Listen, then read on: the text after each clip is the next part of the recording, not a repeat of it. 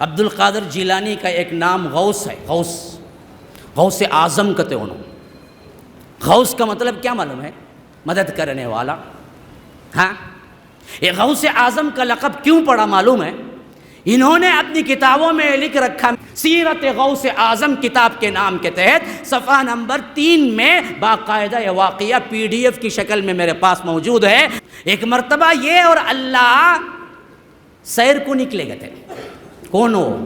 عبد القادر جیلانی بھی اللہ سیر کو۔ ہاں، اہل توحید ہنس رہے ہیں، دیکھو بچہ بھی جانتا ہے۔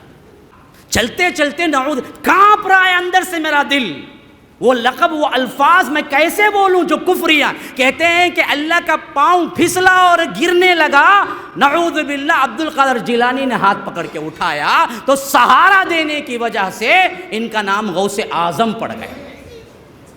ہاں، اللہ بولا کرتے جاؤ اس کے بعد تمہیں غوث اعظم ہیں۔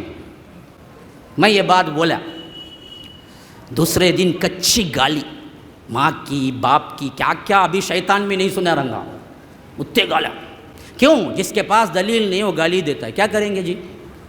ہماری ڈکشنری میں تو کوئی گالی، ہم تو دعائیں دیتے ہیں۔ ہمارے نبی نے تو کیا دشمنوں کو بھی دعا دی، ہم بھی دعا دیتے ہیں، اے اللہ ان کو نیک ہدایت دے۔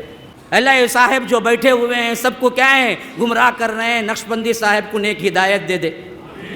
ہاں، دعائیں تو کرو نا کم از کم۔ اللہ تبارک و تعالیٰ کن فیکون کا مالک ہے۔ عمرے کے لیے مدینہ جا کے بھی توحید نہیں آئی تو ہم کیا کر سکتے ہیں جی؟